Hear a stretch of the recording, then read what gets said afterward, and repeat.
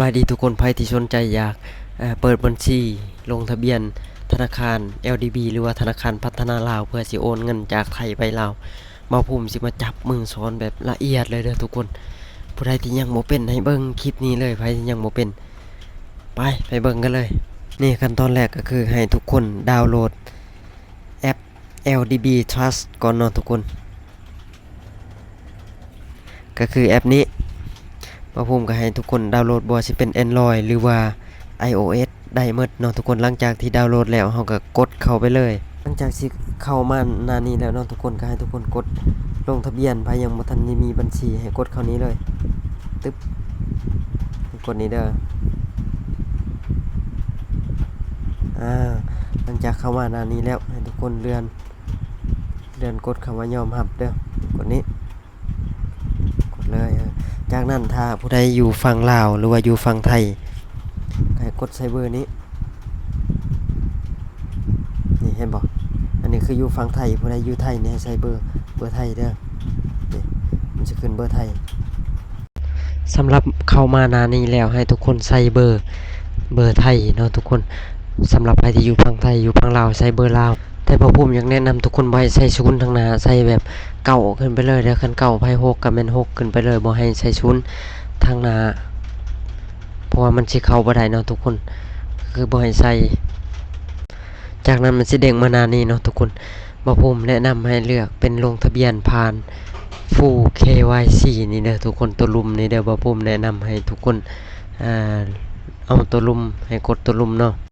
หลังจากนั้นก็สิเด้งมาเข้าหน้านี้เนาะทุกคนแล้วให้เฮาเลือกบัญชีก็คือมันมีเปิดบัญชีฝากประหยัดกับเปิดบัญชีกระเป๋าเงินสำหรับแรงงานลาวเฮาที่อยู่ในไทยบ่ภูมิแนะนำให้เปิดบัญชีฝากประหยัดก็คือโตเทิงเด้อทุกคนให้กดเอาโตเทิงจากนั้นก็เข้ามาหน้านี้เนาะทุกคนให้ทุกคนกรอกข้อมูลส่วนตัวก็คือชื่อเป็นภาษาลาวแล้วก็ภาษาอังกฤษเอาใช้เอาอยู่ในพาสปอร์ตเฮาก็ได้เด้อทุกคนสิมีชื่อเป็นภาษาอังกฤษที่เขาเขียนมาให้เฮาแล้วหลังจากที่ใช้ชื่อภาษาลาวภาษาอังกฤษแล้วก็ให้เลือกเพศแล้วก็วันเดือนปีเกิดให้ตรงกับบัตรประชาชนเฮาหรือว่าพาสปอร์ตเฮาเด้อทุกคนแล้วจังกดต่อไปบัดนี้จากนั้นก็เข้ามาสู่ข้อมูลที่อยู่อาศัยก็คือตามบัตรประชาชนเจ้าอยู่บ้านเมืองแขวงใดบ้านเกิดเจ้าตามบัตรประชาชนเลยเด้อตามสมโนครัวแหละจากนั้นก็ให้เลือกสาขาบ้านเจ้าอยู่สาขาใดที่ใกล้บ้านเจ้าที่สุดให้เจ้าเลือกสาขานั้นได้เลยเด้อรหัสอ้างอิงแม่นบ่ใส่เข้ามาหน้านี้ก็ให้เจ้าเลือกเอกสารตัวใดที่แบบมันสะดวกต่อเจ้าคือเจ้ามีบัตรประจำตัวก็ให้ใส่บัตรประจำตัวมีพาสปอร์ตก็ให้ใส่เป็นพาสปอร์ตเลยเด้อจากนั้นก็ให้กรอกข้อมูลของพาสปอร์ตเฮาเนาะทุกคนเลือกประเทศก็คือเฮาคนลาวให้เลือกประเทศลาวแล้วก็เลขพาสปอร์ตแล้วก็วันเดือนปีออกพาสปอร์ตวันเดือนปีหมดอายุพาสปอร์ตแล้วจังกดต่อไปแล้วหัวสิเบิ่งอยู่ไสวันเดือนปีหมดอายุมันเบิ่งอยู่ในพาสปอร์ตได้เลยเด้อทุกคนบอกผมสิขึ้นให้เบิ่งแบบนี้เลยตั้งความคำถามความปลอดภัยนะทุกคนก็คือแบบเวลาเฮาลืมรหัสผ่านเฮาสิได้มาตอบตัวนี้ได้ดีที่สุดก็จดไว้แน่ก็ดีเนาะทุกคนเพื่อผู้ใดลืมรหัสผ่านเลขบัญชีรหัสผ่านบัญชีธนาคารของเฮานี่เฮาตัวนี้เฮาสิได้ใช้ได้ถ้าเฮาลืมเฮาเลือกคำถามที่แบบเฮามีในตัวเฮาแล้วก็คิดว่ามันบ่ยากซะเฮาจื้อง่ายดีที่สุดบ่ฟุ่มว่าจดไว้เพราะว่าย่านลืมสำหรับตั้งคำถามความปลอดภัยเนาะทุกคนก็คือถ้าเจ้าเป็นนักศึกษานี่เจ้าก็สิมีรหัสที่เจ้าตั้งเนาะทุกคนวันเกิดของแม่เจ้าก็สิบอกแบบละเอียดว่าให้ใส่แบบนี้แล้วก็เลขบัตรประจำตัวหรือพาสปอร์ต6โตวถ่ายเด้อทุกคนให้ทุกคนใส่6โตวถ่ายแม่นบ่ยากเนาะทุกคนทางหน้านี่แม่นบ่เอานับแต่ข้างหลังมาโหลดฮอด6โตวแม่นพอเลขพาสปอร์ตนี่มันบ่ยากวันเดือนปีเกิดก็งั้นอันนี้คือบ่ภูมิใส่คร่าวๆให้ทุกคนเบิ่งเด้อบ่ภูมิแนะนำวิธีใส่ซื่อๆอันนี้บ่ภูมิจำลองว่าใส่ให้ทุกคนแบบคำถามเนี่ยเพื่อทุกคนสิงงมีบางคนงงให้ใส่คือบ่ภูมิเด้อบ่ภูมิทดลองให้ทุกคนเบิ่งว่ามันใส่แบบนี้แบบ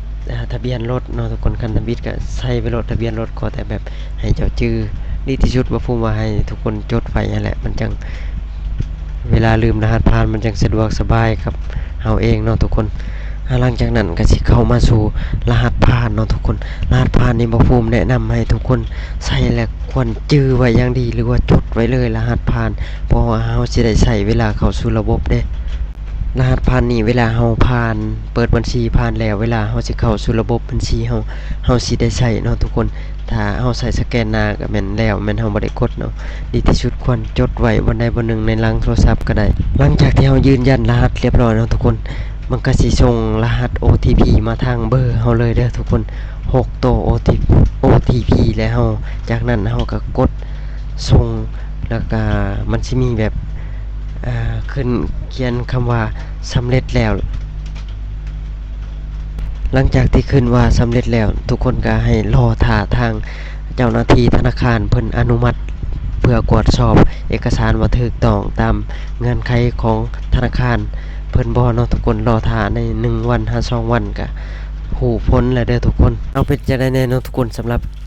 คลิปที่บ่าวภูมิสอนเปิดบัญชีธนาคารพัฒนาลาว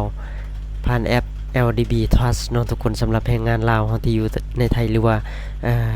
ผู้ที่สนใจอยากเปิดบัญชีธนาคารพัฒนาลาว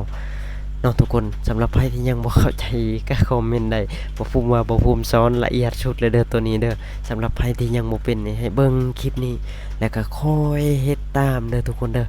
คอยเฮ็ดตามที่บ่ภูมิบอกเด้อเอาคลิปหน้าพอกันใหม่หลังจากลงทะเบียนเสร็จแล้วไปพอกันต่อที่ E4 บัดนี้บ่ภูมิก็สิจับมือซ้อนจังซี่แหละสำหรับใครที่ยังบ่เป็นบ่ภูมิก็สิอัปเดตไว้ๆนี่แหละเด้อทุกคนฝากหมู่ครู FC ติดตามและเป็นกำลังใจให้บ่ภูมิเพื่อสิบ่ได้พลาดสิ่งใหม่ๆนะทุกคนยังมีหลายอย่างที่บ่ภูมิอยากมาแนะนำทุกคนที่เฮ็ดงานอยู่ในไทยคือบ่ภูมิเนาะทุกคนบ๊ายบายคลิปหน้าพบกันใหม่